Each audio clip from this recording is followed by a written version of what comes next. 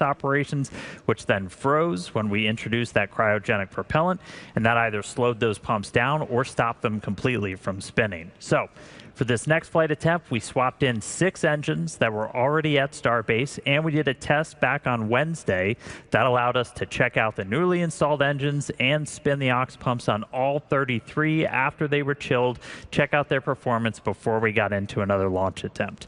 We pulled a bunch of those engines off, as we said. We tested one on a test stand up at McGregor, helped screen for any other issues that might be hiding, and that one was actually able to do a full booster ascent burn. So got us in a good position for today.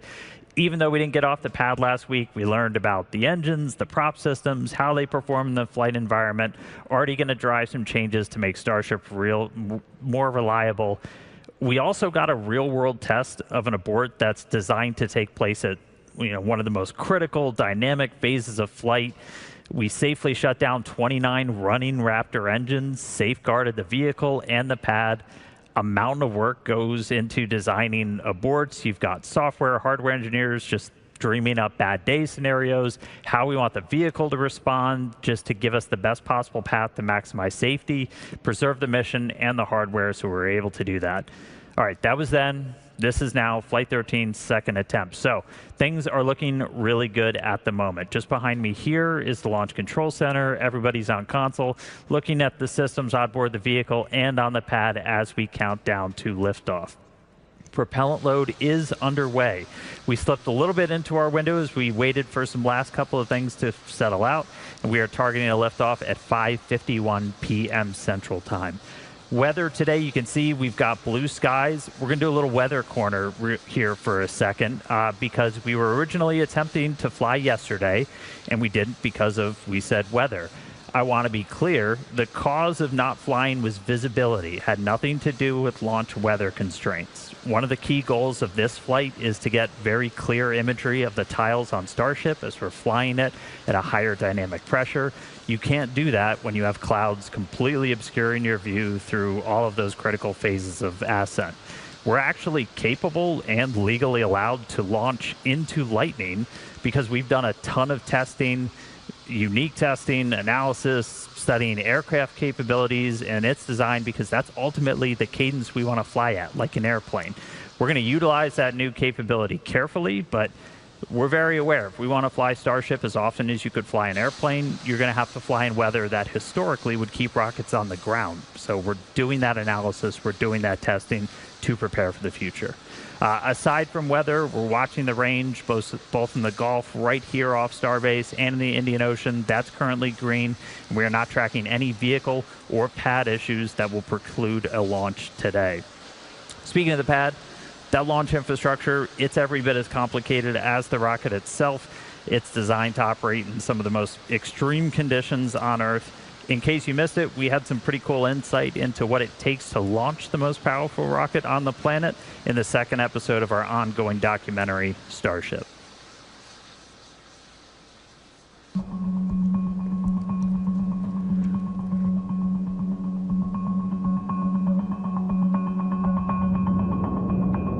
When we're only a week out from flight, my main focus is getting into flight. The thing that separates us from a lot of other companies is that we test fast and we test often, and that includes launches. We want to make sure the vehicle's all ready to go. We want to make sure the ground's all ready to go, but we also don't want to be caught in analysis paralysis. Our main objective today is a 10-engine static fighter. Aboard. On LVN1, looks like we kicked out due to 2 combustors from the apex being pelted. There was a pad side abort called. These things were holding like 5,000–6,000 tons of propellant plus the rocket weight. And it's like, okay, well, why didn't you guys simulate that? It's like, well, because we didn't have anything that weighed that much. Like, this is the first time we put anything on it that weighed that much. So there's just so much that you have to think about and be very paranoid on.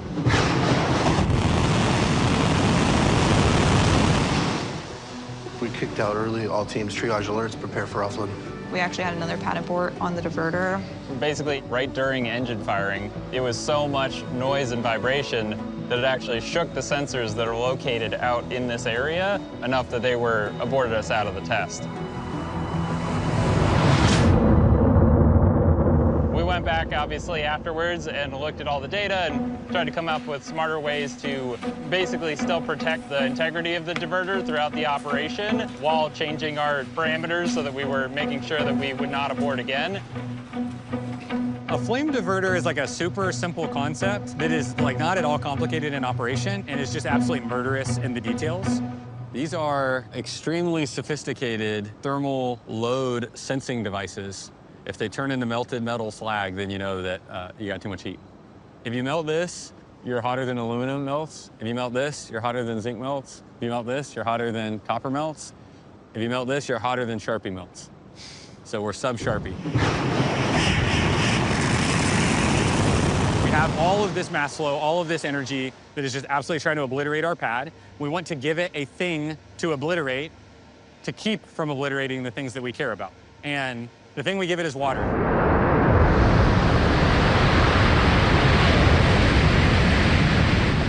The amount of energy that water can absorb is like miraculous. And so if you can get high enough pressure water in the right places and just allow it to flash boil that water, then it solves a lot of the problems for you. Like the idea is that the steel never gets that hot, the structures never get that hot, because the water absorbs all that energy, turns to steam, and everything's okay. So for this flame deflector on pad 2, we're sitting somewhere in the neighborhood of about 650,000 gallons per minute. That's approximately in the range of about like one entire Olympic swimming pool being drained in the course of a minute. You're trying to look into this thing and you see how like glowing hot it is. It's just yeah, a pretty impossible environment to keep something happy in. But then you zoom in and the flame deflector's still there, so that's the reason we build those things.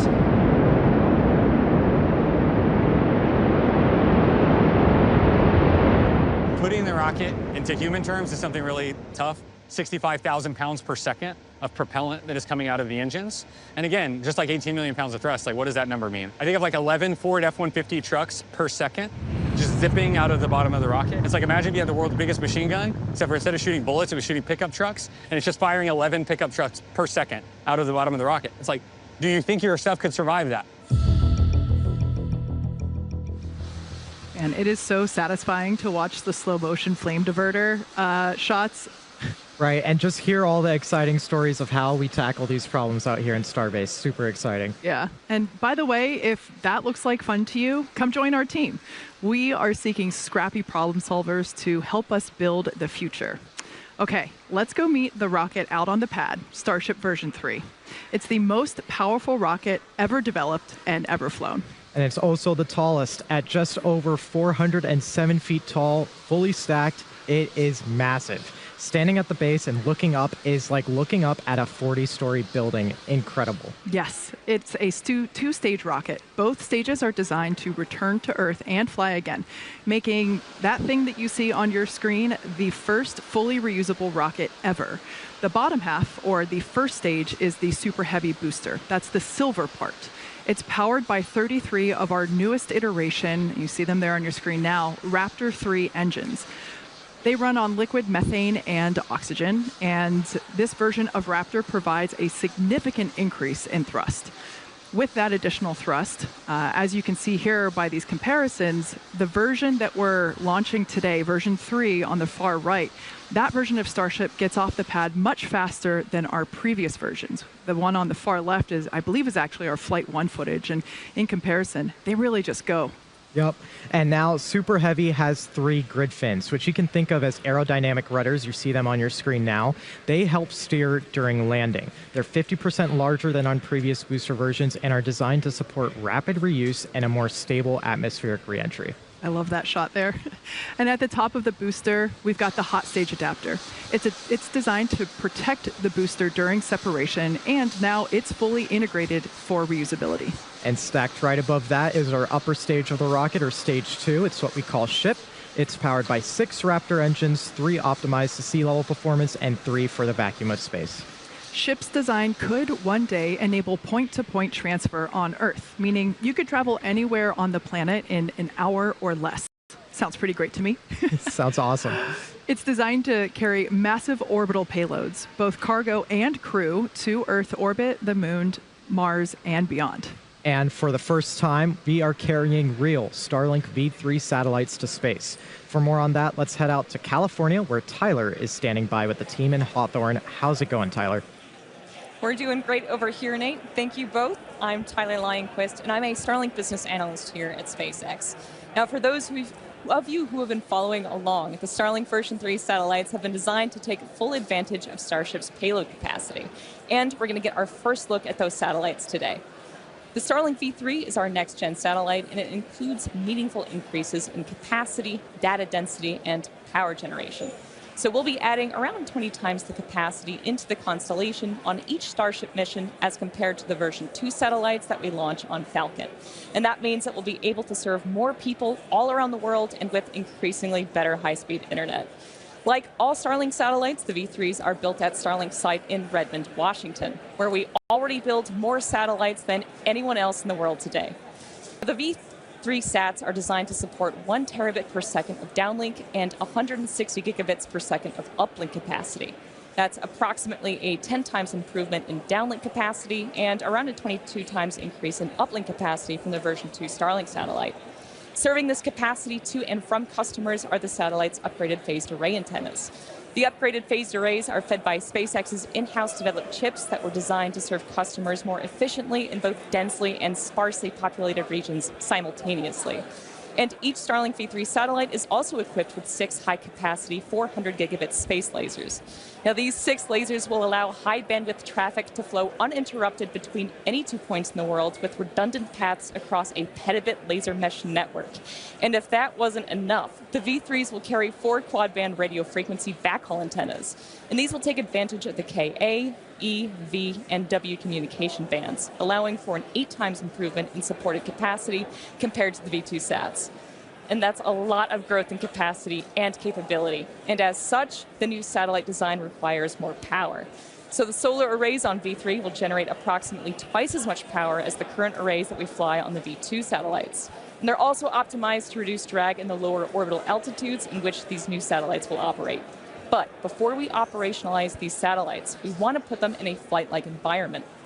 These satellites were loaded into Starship last week ahead of that first attempt. And once deployed, the Starlink team will only have about 20 minutes of flight to speed run some of these tests before the sat's demise in the atmosphere. The team will attempt to run tests such as extending the new solar arrays and antennas, connecting with ground stations, and turning on the satellite's communication systems. And this is all part of SpaceX's iterative process to technology advancement.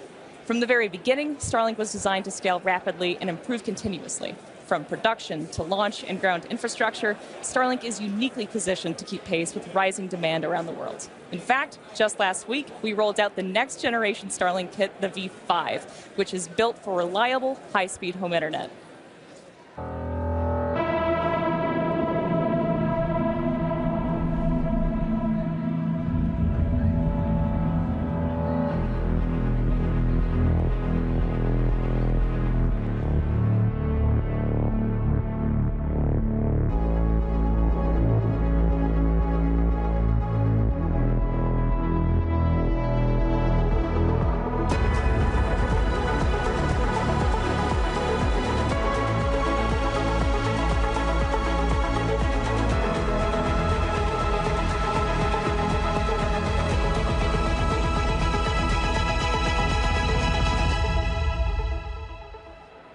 All right, you heard from Tyler. A lot of work going on with Starlink. We've also started development on an entirely new satellite constellation, StarMind, our AI satellites. I got to sit down with Elon and Starlink's director of satellite engineering, Ian Dahl. We covered a whole bunch of stuff, really focused on what are the 3 limiting factors to making data centers in space a reality.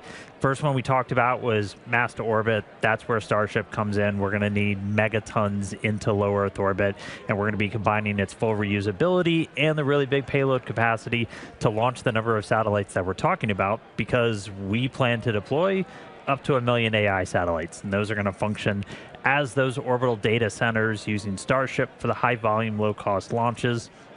A couple of really key reasons why moving data centers to space has advantages over building them here on Earth, which gets into our second limiting factor, which is power generation.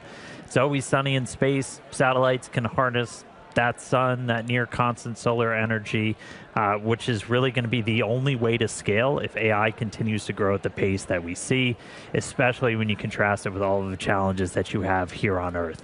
Within about 2 to 3 years, we believe space-based AI compute is going to become the lowest cost option as those launch costs continue to drop and Earth-based constraints continue to grow.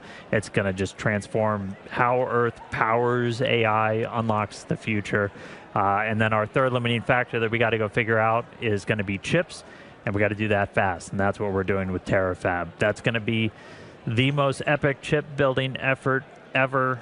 Not just churning out really cool advanced chips, but also building a massive scale location to do it. We're talking 100 million square feet, so about 10 Tesla gigafactories.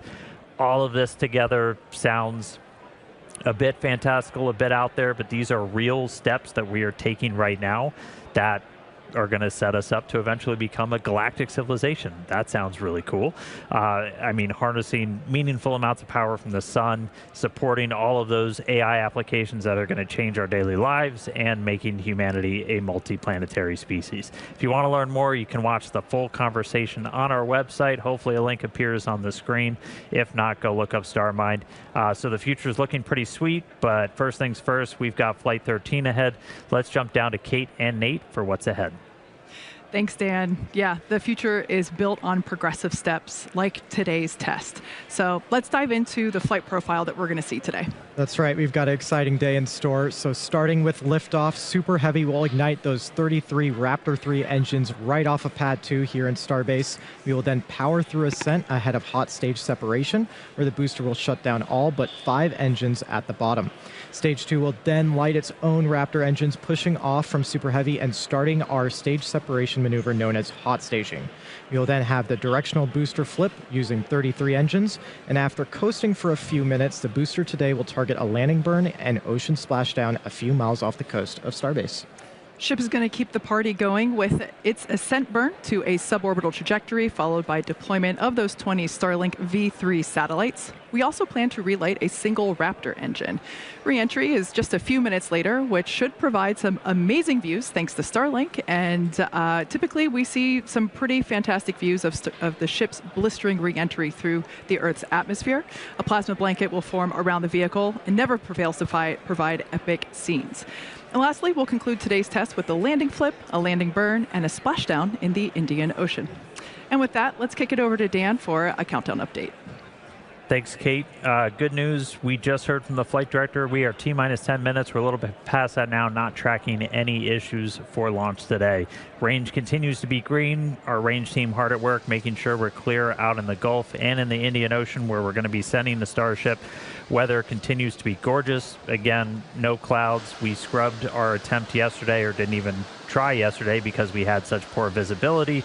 Weren't going to be able to see those tiles on the way up. That's a key kind of experiment objective for this flight today. And so we're looking really good with weather today. In the future, we'll see what kind of adverse weather we can fly into. We are capable and allowed to launch into lightning, but we're going to utilize that new capability carefully as we eventually continue to evolve Starship to fly it at an airplane-like cadence. You can see the prop load there on your screen. We're just about closed out on the main tanks on the ship. We just started propellant load in the header tanks on Starship. Those are the 2 smaller ones up top that we'll hopefully be using for the in-space burn and a landing burn at the end of its mission. We started loading our propellant at about T-minus 35 minutes today, and we're going to continue all the way down until we're inside 3 minutes to launch. We'll close out at about T-minus 2 minutes and 50 seconds on booster, and then 2 minutes and 10 seconds on the ship. So at the moment, we're looking good. That launch time, 5:51 p.m. Central, a couple of minutes into our window today. So we'll be back real soon. Toss it back down to Kate and Nate. Thanks, Dan.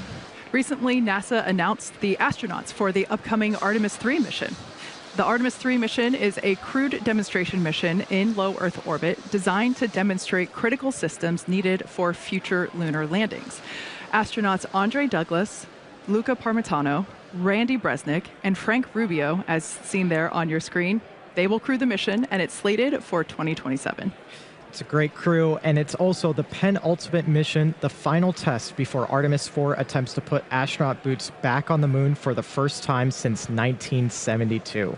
We'll be launching a Starship with a docking port on the nose so we can practice rendezvous and docking with the crew. And one key test objective comes after docking, where we will be able to test out maneuverability of the vehicles together while in space. This has the new importance as the revamped plan for lunar landings use Starship to do the burn, sending astronauts to the moon from Earth orbit. And one other cool ad, NASA is putting 2 SpaceX mini lasers on Orion to connect it to our Starlink constellation with the goal of enabling 4K imagery and video from the spacecraft while in space. So that's going to be pretty awesome to see. Awesome views for sure. Yeah, there's lots of excitement planned for next year as we all work together to send humans back to the moon. And speaking of sending humans to space, former SpaceXer and current NASA astronaut Anil Menon is actually up on the space station right now as part of Expedition 74. And he captured these sweet photos of Starbase during an ISS flyover. Hi, Anil. We're all waving back at you, buddy. It's awesome to see the whole picture here as there's lots of facility and infrastructure development going on, but Starbase isn't alone on that front. Yeah, it changes every day. Yeah. But talking about other locations, work is well underway in Florida to get pads 39A and Slick 37A ready for future Starship launches potentially later this year.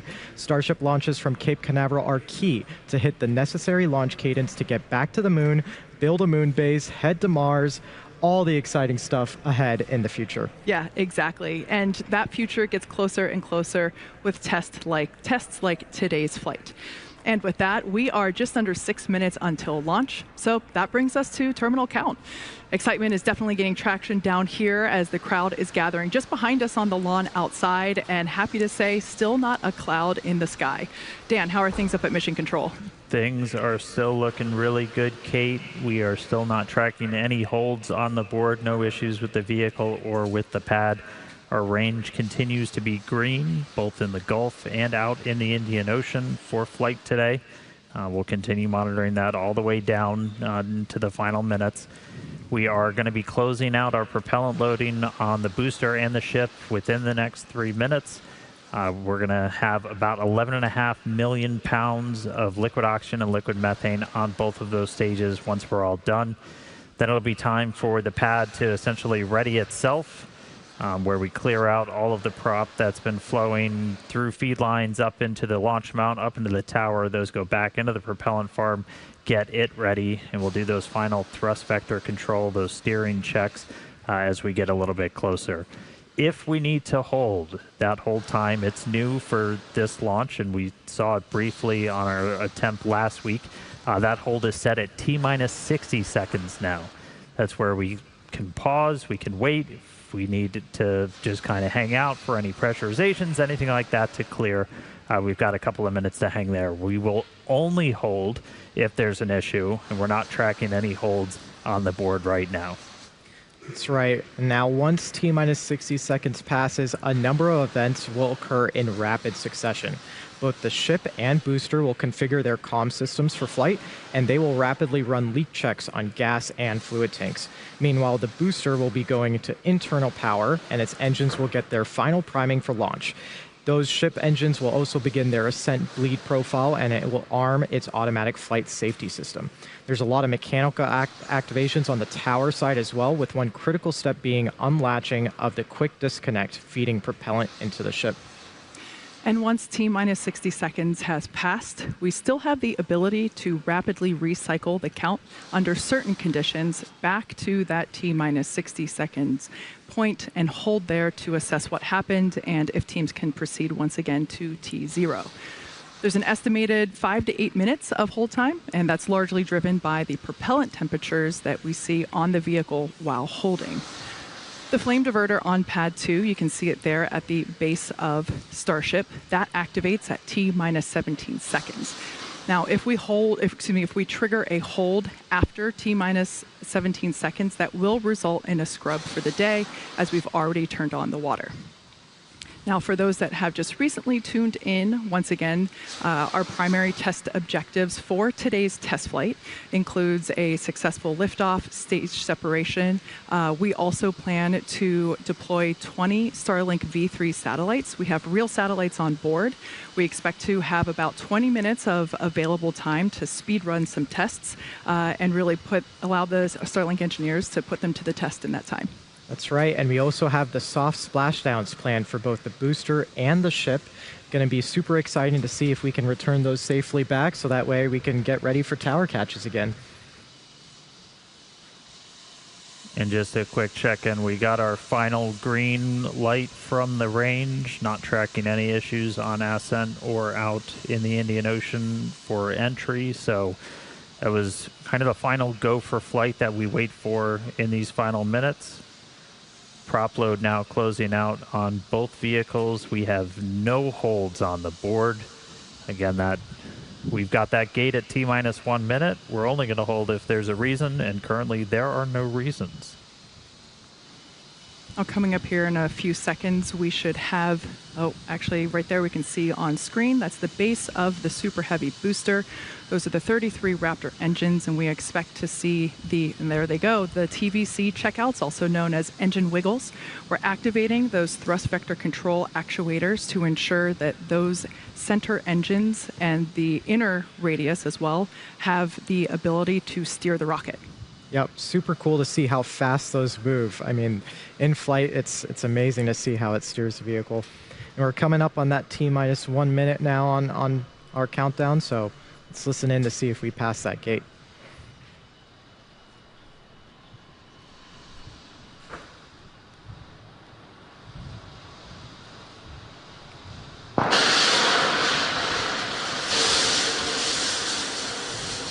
All right, we are through the gate.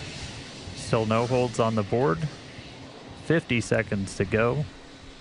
Starship getting ready to fly.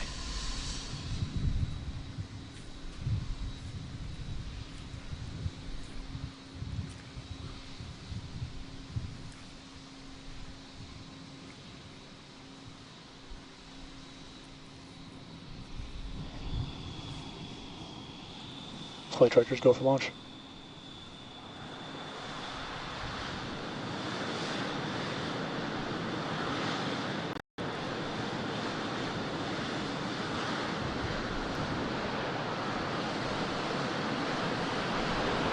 Minus 9, 8, 7, 6, 5, 4, 3, 2, 1.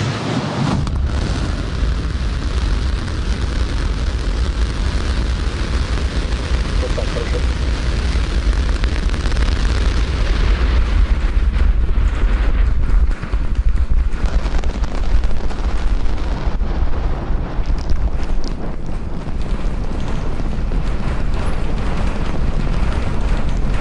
Vehicle is pitching downrange. Booster Raptor chamber pressure is nominal.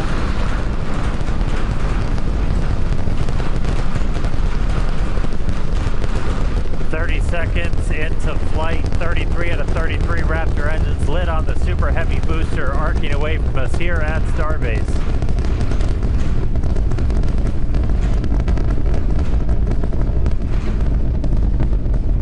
Coming up on max Q, maximum aerodynamic pressure, which again for this flight is going to be higher than it has been on any of our previous Starship flights.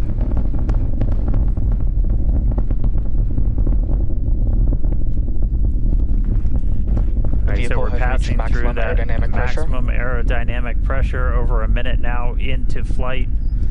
Still seeing 33 out of 33 Raptor engines lit and burning. Our next major moment's going to be coming up in just a little over a minute from now when we're going to get to hot staging.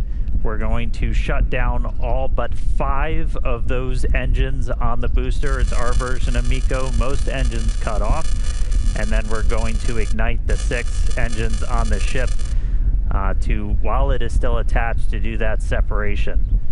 As a reminder, we try to do a directional flip, so when you watch on your screen, we're hopefully going to be sending that booster towards the bottom of the frame. For the booster itself, it's like doing a flip up. It'll go towards the bottom of your frame. We do that by lighting the engines in a slightly staggered sequence.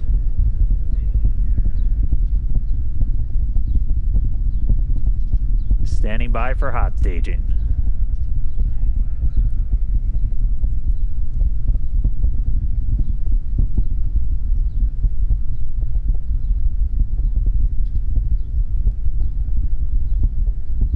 All but 5 engines down. Cutoff.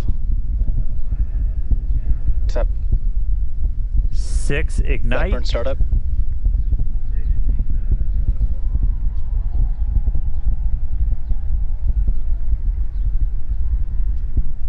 And the booster now doing its boost back burn. It looks like we lit all 33 initially. Now we're down to 13. We're seeing 6 out of 6 Raptors lit on the ship.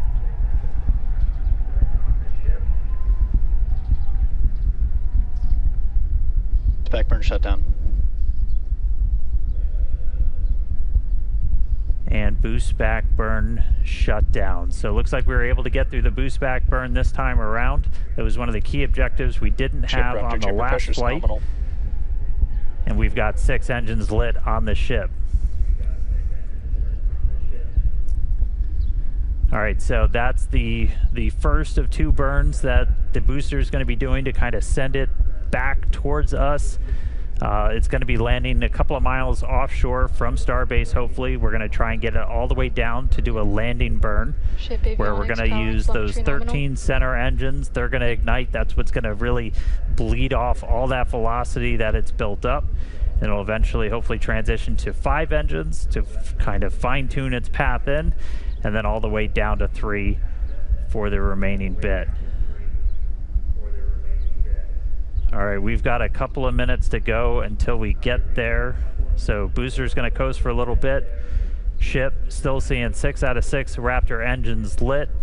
4 minutes into the flight, ship's got about 4 minutes left. Getting some killer views. Kate, Nate, how was the view from down there? It was incredible. I mean, it just shot off the pad, and seeing all the crowd now running back inside to take views on the screen here, it was amazing. Yeah, one of these days I'm gonna learn to not stare at the engines, because now I have a bright blob in my vision.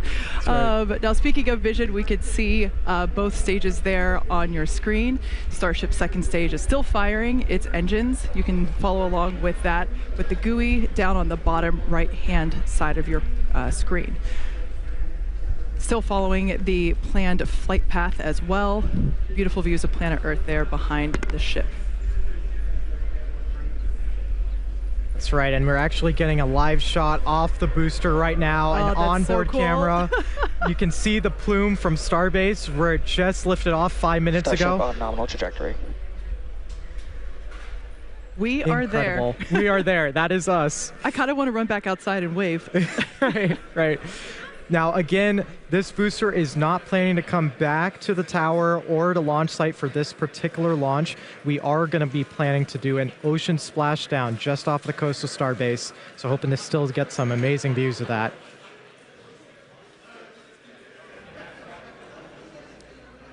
Pretty awesome to see the Raptor engines there on the left-hand side of your screen. We can actually see the plume there of those center Raptors. Those are the sea level ones, as well as the vacuum Raptors are the 3 on the larger ones on the outer radius.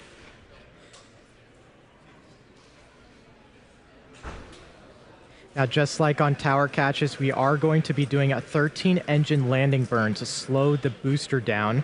Hopefully we can get a live camera of the booster right now as we're going into that phase. Awesome shot, you can see it there.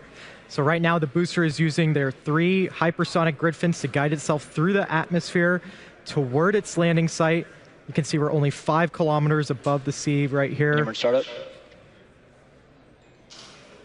Just heard the call out for landing burn startup for the booster.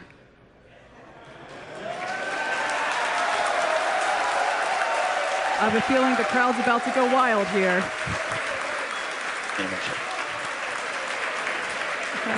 And another awesome landing for Super Heavy. Congratulations to all the teams here at Starbase and at our SpaceX team. An amazing, amazing view. Everything continues to go well with ship, as you can see there on your screen.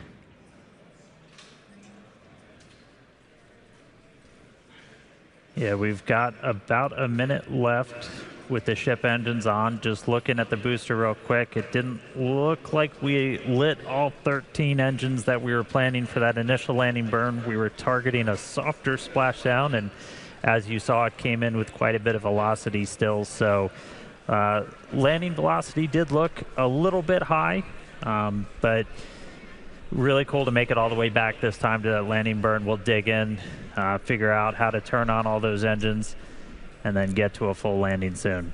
But all eyes on ship. We are just a little ways away from getting those engines turned off. We expect it to burn about 8 minutes and change in, so hopefully just about 15 minutes to go. Sounds like we just got the sonic boom yeah, here we sure at did. Starbase That was awesome. from the booster splashdown. And engine shutdown.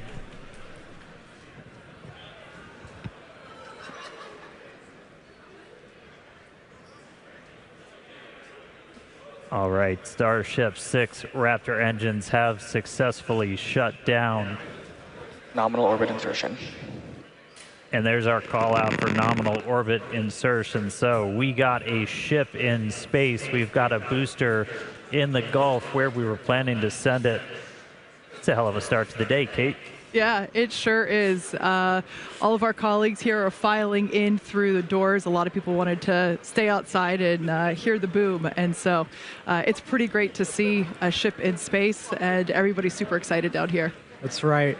And as guaranteed, it has been an awesome day so far. All this action in just 9 minutes now. And objectives are done for the booster. Just want to quickly flag that that booster did land in a clear zone. We clear those before launch, well ahead, so that we ensure everyone is safe before the launch and after. So we're getting ready now for our in-space objectives. Yeah, we've got a few minutes until the next milestone, so sit tight and enjoy the space views and, of course, the space jams. We'll be back here at T+14 minutes to deploy our payload, which is 20 of our newest Starlink version 3 satellites. So we'll see you soon.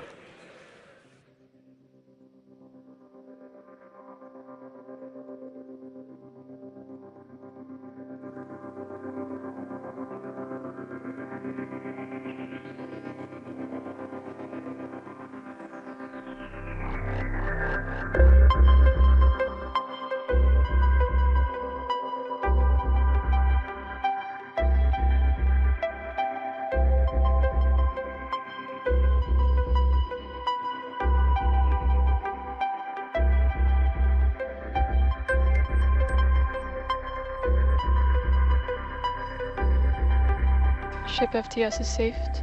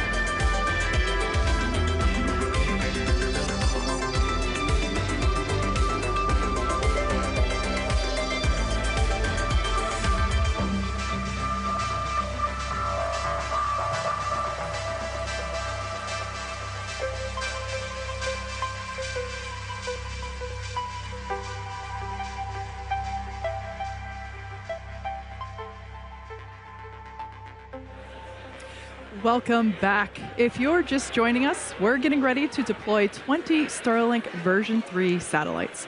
That will get underway after we open the payload door in just about a minute. Now, for those of you that perhaps missed the previous 14 minutes, this is the second flight of Starship version 3. This is flight 13. It lifted off. It had a beautiful ascent as well as a ship ignition and stage separation. It was literally picture perfect from here at Starbase. Picture perfect, and then we continued with that booster hot stage separation. Amazing to see some live replays of that. And, of course, the booster performing its own boost back and landing. Yeah, ship continued for about 8 minutes with all 6 of its engines and made it to second engine cutoff, where we heard good orbital insertion, and we've been coasting in space for the last few minutes. Now we're getting ready to deploy our very first real Starlink version 3 satellites. The door will be opening here in just about 6 seconds from now.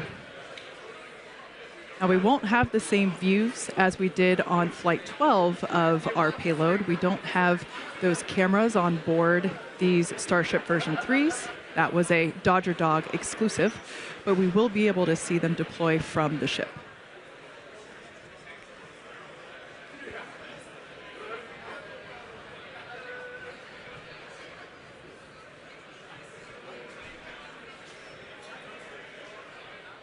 As Kate said, we should see the door open up really soon if we haven't quite gotten it open already. We've got 20 of these Starlink V3 satellites. Looks like the PEZ door is open.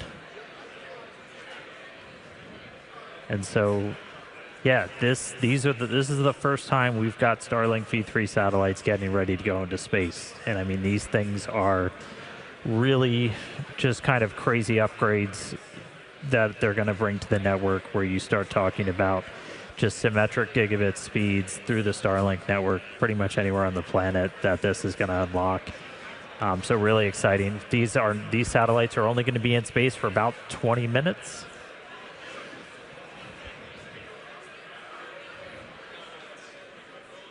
Sorry about that. These will only be in space for about 20 minutes as they're on the same suborbital trajectory as Starship itself.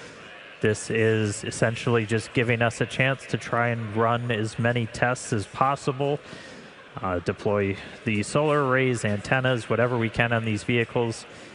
We are intentionally being a little scrappy with it. They might be playing some bumper cars once they're out of the door, but we are looking to get these deployed over the next couple of minutes. In the meantime, they're getting ready to also do the Raptor in-space relight. Listening to a little bit of conversation on that, but we are currently tracking to do it. I'll give you some updates if we hear otherwise. And there you go. You can see our first Starlink V3 getting deployed out of Starship. Huge milestone for the team out here. Yeah, the crowd is definitely hyped about this. We could see these Starlink V3s continuing to pop out with deployment assisted by the PEZ dispenser. Now, this version of Starship is built to deploy up to 60 of these more advanced Starlink version 3 satellites. Each V3 is designed to offer 1 terabit per second of downlink capacity. Now, let's put that into Falcon 9 terms real quick. A Starship launch with V3 satellites will launch 20 times the capacity into the constellation as a single launch of V2 satellites on Falcon 9. Just incredible. And anybody that follows Starship, you know that the views that we're being treated to right now, the views we get during those re-entries, that's made possible by Starlink. It's given us just this unprecedented look into Starship as it's flying through space, hurtling through the atmosphere. It's powering the dozens of cameras we have on board. It's giving us real-time data on every system that's telemetered on board that vehicle in real time. We use the exact same constellation to power all of our cameras that we have out in the field here in the Indian Ocean. So really powerful technology for just connecting you no matter where the heck you are on the planet, off the planet. So thank you, Starlink, for letting me watch this stuff as we fly through space. It's pretty awesome. We get about 240 megabits per second of data rate off Starship, which everybody in the spaceflight community knows that's pretty insane when you're usually dealing with single digits on some of the older systems. So gives you a lot of insight, gives you a lot of ability to just rapidly iterate, know what the heck happened when things go wrong. But looks like we're seeing some more satellites get out the door. We do have cameras on some of them. The last couple that are going to go out are going to try and do the heat shield imaging that we attempted last flight. We don't have that camera view that we got on Flight 12 where you kind of see the satellite leaving Starship. Those aren't on the V3 satellites, but we are going to, on the last couple that go out, have some pretty narrow field view cameras that are going to be looking back at Starship, turn on some flashlights. And this is a test of a capability that we're really going to want when we start doing orbital flights, to just add that extra layer of safety, that extra layer of reliability, where we're going to be able to image Starship's heat shield after it's gone through ascent, after it's been in space, before it re-enters. So we're going to try to test that again today. The heat shield imaging, we didn't get a whole lot last time. Looks like we got some thunderstorms on planet Earth below us. But a couple more satellites to go, it looks like. Yeah, it's pretty awesome to see our V3s in space. I want to give a shout out to our Starlink colleagues. And we expect payload deploy to run until about 27.5 minutes, so about another 7 minutes here. The Starlink team will be attempting to speed run these tests, or excuse me, speed run test these version 3 satellites, where they will attempt to do a few tests such as extend the new solar arrays and antennas. They're also going to try and connect these V3 satellites with ground stations and turn on the satellite's communication systems. Now, they're only going to have about 20 minutes or so to do all of this, as these satellites only have that long before they demise in the atmosphere or break up due to that friction when they re-enter the atmosphere. So what we learn from today's deployment will help progress and move the program forward, which is super exciting.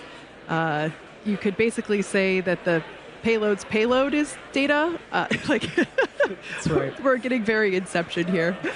Now, in addition to those tests for Starlink, for the Starlink team, as Dan mentioned, 6 of the satellites have been modified with engineering cameras to help scan Starship's heat shield. That will help inform our analysis of Starship's readiness for future catch returns back here at our launch site. So for those that might be unfamiliar, we are currently capable of catching our super heavy booster, and we've done that a couple times. We have not yet attempted to catch our second stage or ship, and so that is going to be a very exciting milestone when that day comes. For sure, and we're building up to it with today's test. We are still planning to do our water splashdown in the Indian Ocean, so stay tuned for that. That's only about 40 minutes away. But still, in space, we keep on deploying our Starlink satellites. Again, these are our V3 version of our Starlink satellites, a whole host of added capabilities to our version 2 that's currently in orbit.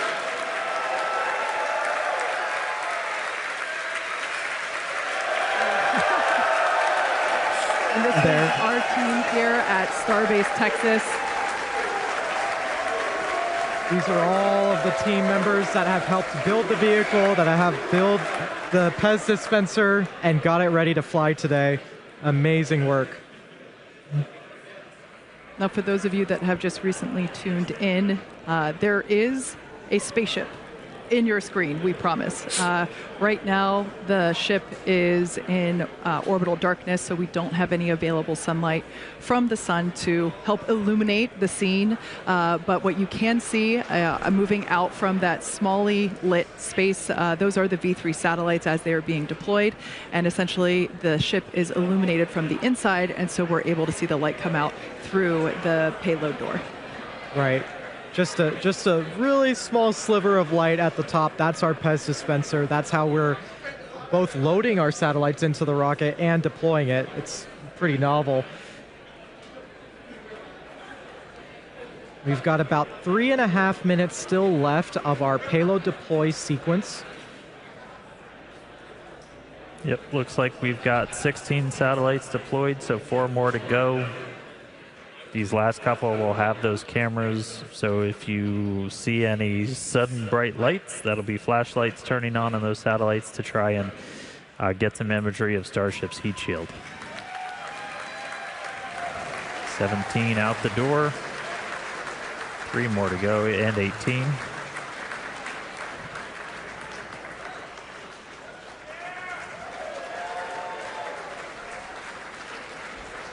All right, and while we wait for these last 2, we did confirm we are still go for our Raptor relight demonstration a little bit later in the flight today, so we will be looking to relight one of those Raptor engines on ship. And that'll be our next major milestone after we get through these final 2 satellites.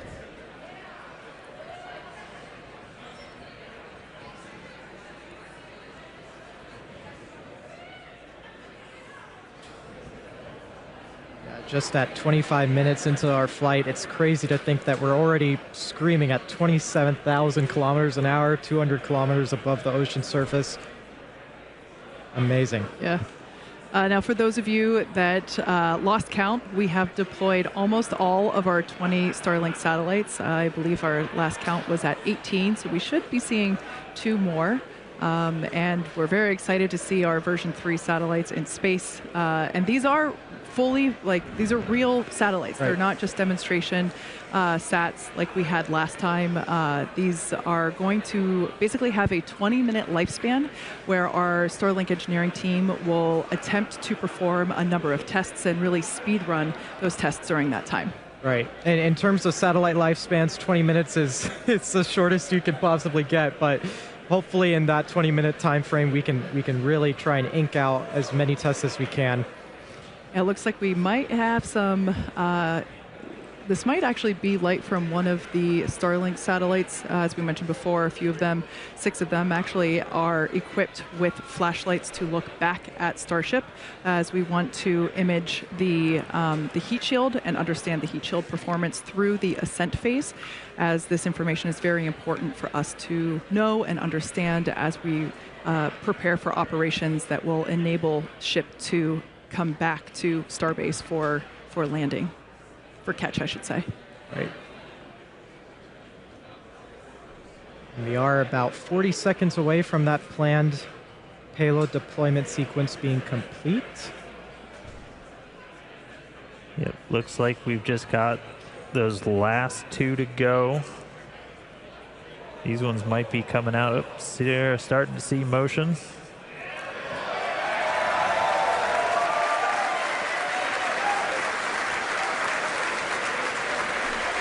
19 out the door, 1 more.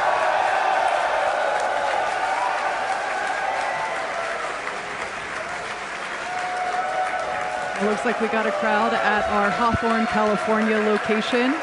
Some colleagues gathering outside of Mission Control there as well. That marks, if I'm not mistaken, our 20th. So our payload deploy sequence is now complete. Starship will now close its payload bay door and continue to coast around Earth to the Indian Ocean.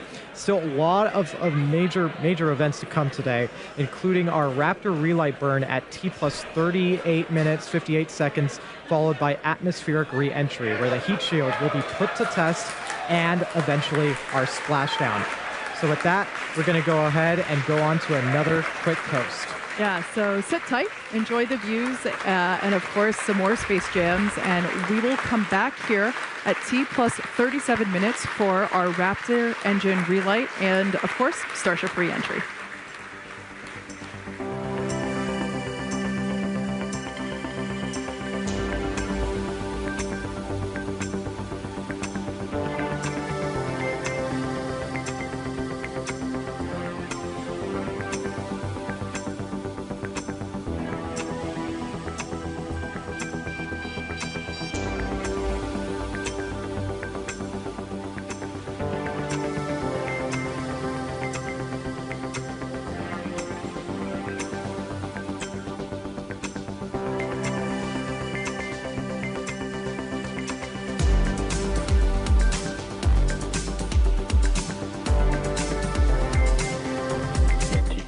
checkouts.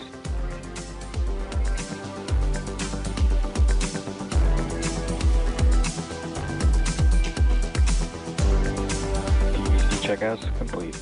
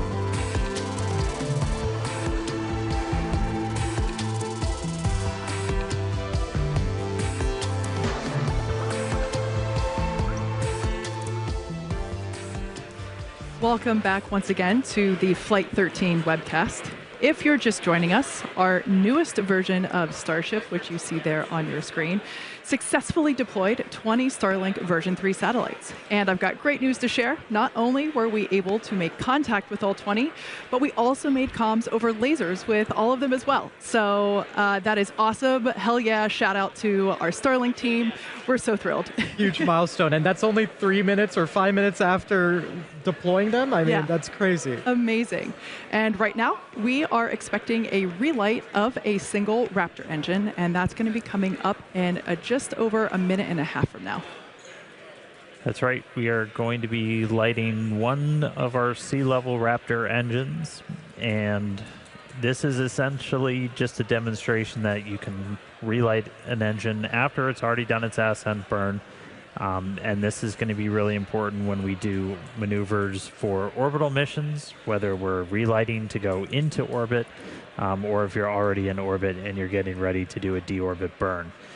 We did hear our Raptor team is go for the engine relight, so not going to be skipping it on this one.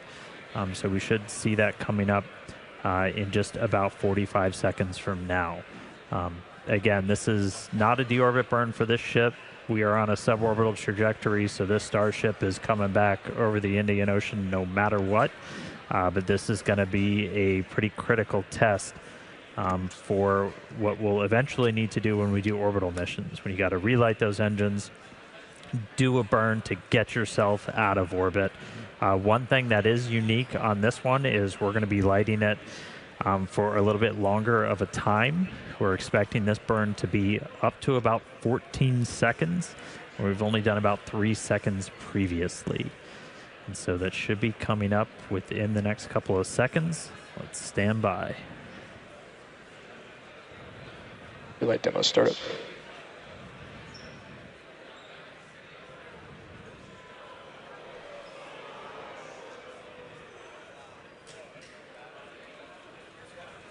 You see relight there on your screen. Wow. And confirmation over the net. Relight shutdown. The burn has ended. Congrats to the team on this milestone. I mean, it's crazy to see how we can maneuver in space, and just another icing on the cake for today's mission. So we're going to be taking another quick break. We'll be back in a couple of minutes before re-entry, which is targeted for about T plus 47 minutes. So we'll see you soon.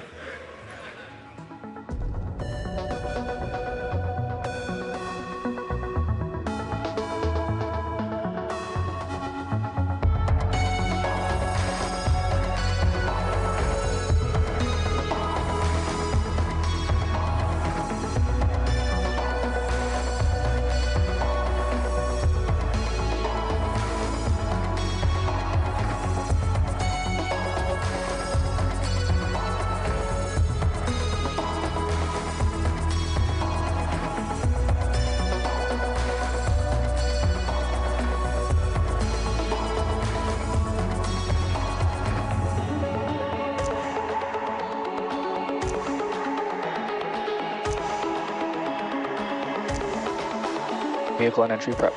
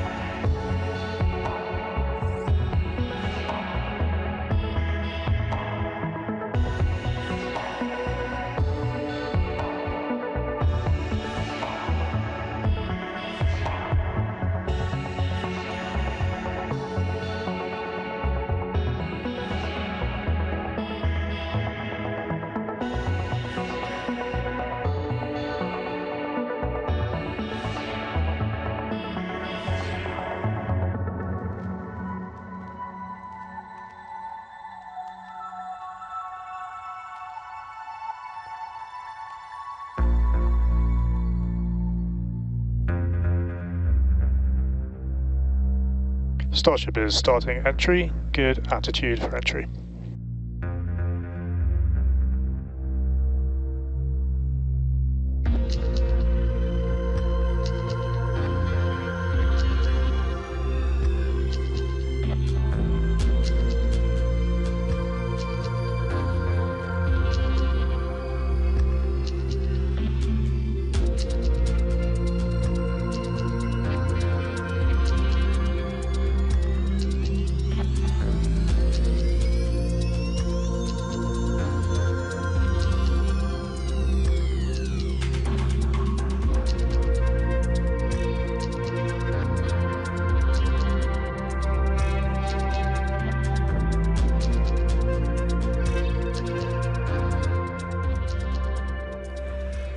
Welcome back once again to Starship Flight 13, the second test flight of Starship version 3.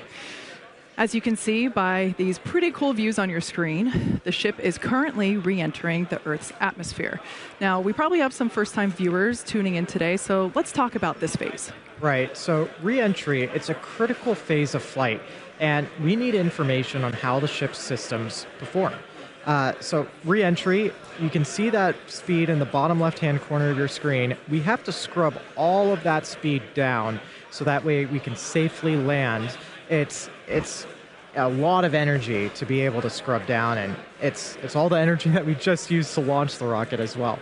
So Starlink will also help us gather as much data as possible, which is really the main reason why we do these flight tests, is to see how the ship performs in space and evaluate how it works.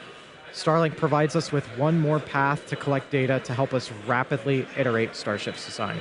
Yeah, exactly. And if the ship manages to again make it all the way through re-entry, we'll collect valuable data on the spacecraft flying through the Earth's atmosphere, and it's doing so at hypersonic speeds, or more than 5 times the speed of sound. Re-entry is typically a portion of flight where we don't have communications with spacecraft because it's re-entering at or around orbital velocity, which is roughly 8 kilometers per second or about 5 miles per second. So at those speeds, the spacecraft is moving through the atmosphere so fast that it creates a plasma field around the vehicle. That blanket of plasma distorts communication frequencies, so it's not uncommon to experience brief blackouts in communication. Starship is designed to land on Mars where there are no runways or other humans to help out, which is exactly why we're testing this landing procedure that we're doing today. And we're doing these propulsive landings instead of more traditional means like parachutes, because propulsive landing... control of the vehicle. You heard that call out, flaps do have control of the vehicle. You can actually see one view, your screen moving around. That's actually a camera affixed to the flap. So as I was saying, we're testing these, doing these landings instead of more traditional means, so that way propulsive landing, we can enable more rapid reusability. Yeah. Now, we did just hear that call out. We should continue to hear some call outs as the ship makes its way back to Earth. Now, when we hear something called entry max heating, as well as entry max Q, that means that the ship has made it through the maximum heating and aerodynamic loads that it experiences as it returns. So, safe to say that if it makes it through those specific points, we're doing pretty well. That's right. So we'll continue to hear multiple callouts as we go through this phase.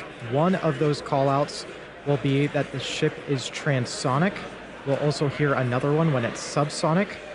Transonic will be referring to the period of flight where velocities of airflow surrounding and flowing past the vehicle are concurrently below, at, and above the speed of sound, so somewhere in the range of Mach 0.8 to 1.2.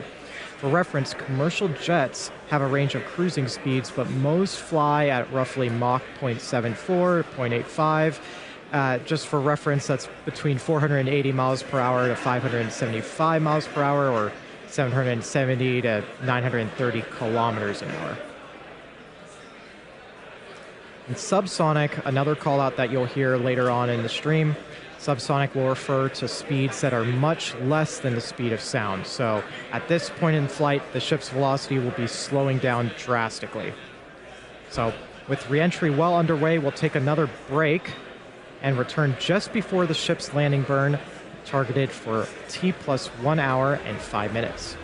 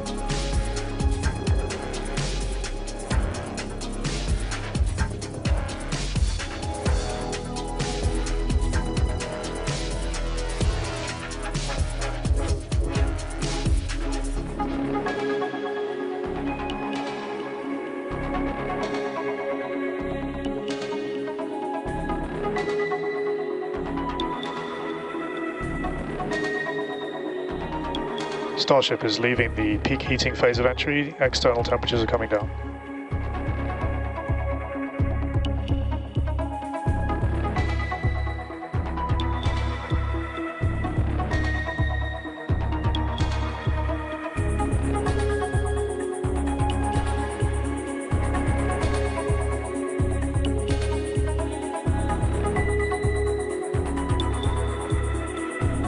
Starship is at maximum entry dynamic pressure.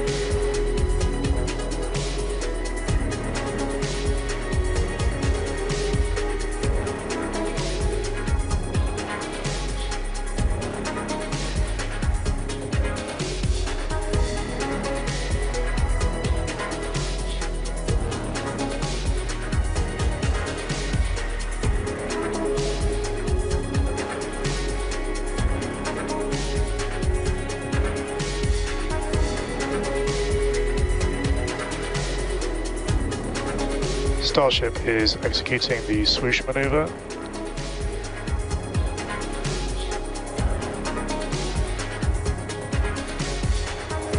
Dynamic pressure is coming down.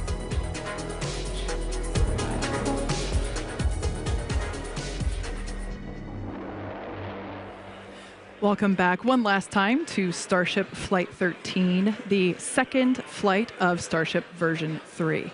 As you can see on your screen with crisp views from Starlink, the ship is currently re-entering the Earth's atmosphere over the Indian Ocean.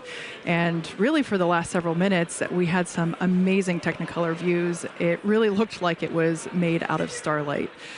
Now, we did hear on the nets just moments ago that we made it through max heating and max dynamic pressure, meaning that the vehicle temperature and speeds and pressure are all coming down, and we can see that in the bottom left-hand corner of your screen as that speed continues to decelerate. We're coming up to the ship landing burn. One of pretty much everybody's favorite part of Starship test flight days, and that's going to be coming up here in just about a minute or so. Yeah, just about a minute away. We're going to try and light all 3 Raptor sea level engines for this burn. We'll light 3, do the flip. We'll eventually go down to 2 as we get close down to the water, down mode to a final 1 engine before we hopefully execute a nice soft splashdown. We'll see if we've got our buoys and drones in range with the recovery team. They're going to be standing by to try and get some additional views of Starship's heat shield, which from kind of our initial looks, it did pretty well on the flight uphill, but we'll continue to dig through all the visual data as we get it. We didn't do any real stress tests or anything on this flight. We did do, you heard our landing Larsh flight controller call out. We were doing the swoosh maneuver. This is kind of the final maneuver that we plan to have Starships returning to Starbase do, that will essentially hook them out over the Gulf before coming in and over Tower 2. But about 10 seconds away, look for 3 Raptors, the 3 in the middle, to light up, do a flip. Let's see if we can get this thing in the water.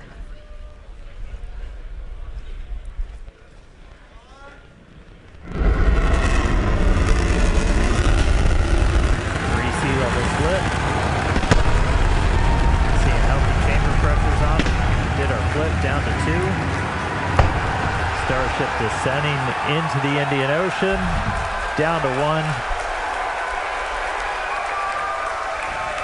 And we're in the water. And it's a soft splashdown in the water.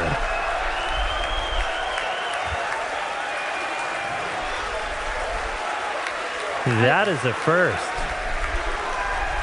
That is the softest splashdown we have ever had with the Starship there in the Indian Ocean.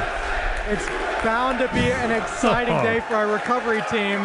I mean, that huge milestone to even get to soft splashdown, much less have the vehicle stay afloat. Yeah, the teams are super hyped here. Got some crowd here at Starbase, Texas. Everyone's super excited.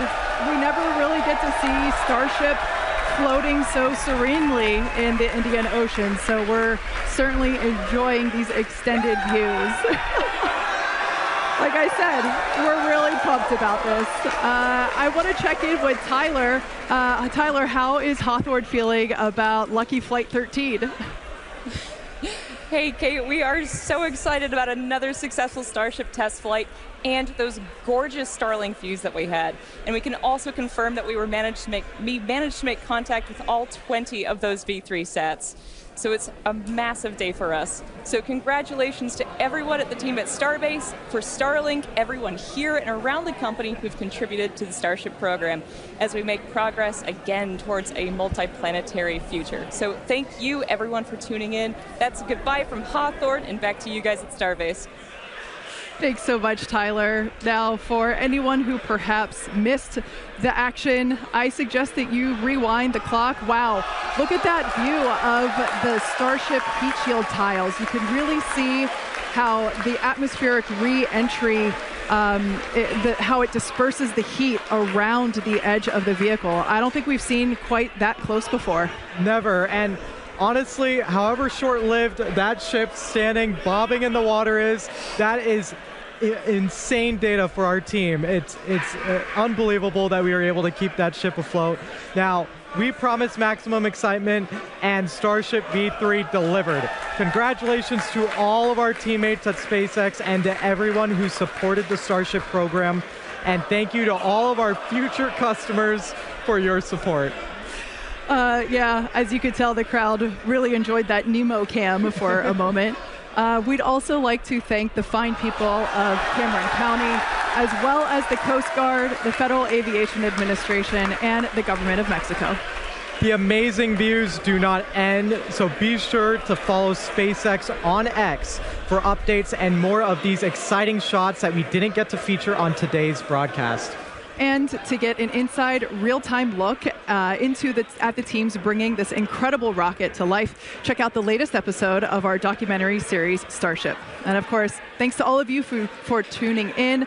And we're going to head back up to Dan for some additional thoughts. Yeah, I'm losing my mind right now. We are still getting views from on board the ship with it in the water. Like, we had tried in the past to do these splashdowns as softly as possible. We experimented with rolls. This is the first time we've put an intact Starship in the water. This is a dream scenario for the team that's trying to get this heat shield data. Normally you're working with a slightly charred Starship in the water, and now we have one intact. So the recovery team is moving in with their drones, and we are still getting views from Starship. It is sending these via Starlink from the other side of the world while it is floating in the water after flying through space. Like, this is just completely surreal right now. This is just a mountain of data that we're going to get back. This is going to be so critical for refining the heat shield, everything else. And the really good news is all of these views that we're seeing, you're looking at a pretty intact looking heat shield, which, as a reminder, we were flying at a significantly higher dynamic pressure, so putting way more stress on this vehicle on the way uphill. And it's sitting there in the water, and I mean, look at it. So I'm a little bit over the moon on this. I know a lot of our team is just fascinated in the control room behind me. I mean, everybody is psyched. Everyone's gathered around their computers looking at these close-ups that we're getting of these heat shield tiles. 18,000 of them. I mean, you can probably count the ones that are missing right now on one hand. Like, this is just absolutely incredible. And the fact that, like, the cameras on board the ship are still sending back video is just a little bit surreal. So, wow. Lucky number 13. Hell of a flight for Starship.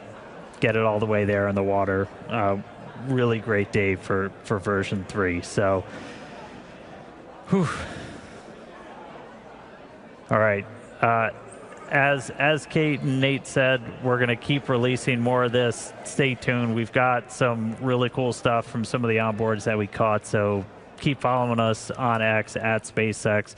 Whole bunch more cool imagery from launch from the flight that's going to be coming out soon. Yeah, let's just close on that. I mean, look at Starship in the Indian Ocean. That's fantastic. We'll see you all back here for the next flight test of Starship version 3. With that, we'll say goodbye.